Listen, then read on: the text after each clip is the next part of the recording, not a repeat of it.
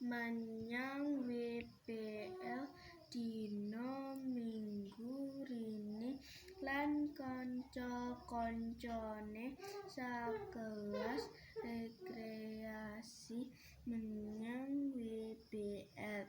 WPL iku manggon ana ing Kabupaten Lamongan.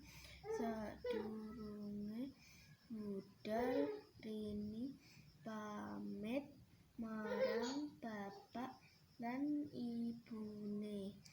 Ora lali Rini nyuwun donga pangestu Pak Wibowo lan Bu Dewi Meling supaya Rini ngati-ati ing papan rekreasi, tansah nurut apa sing digendikake bapak lan ibu guru sing ngampingi.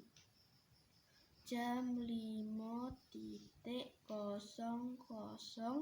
Rini lan rombongan wis budal tekun WPL watara jam 8.00.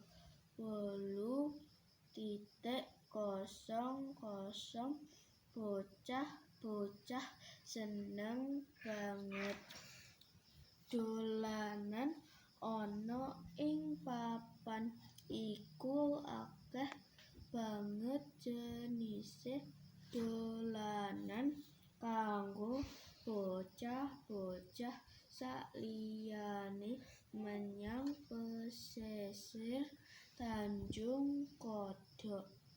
Rombongan uga mampir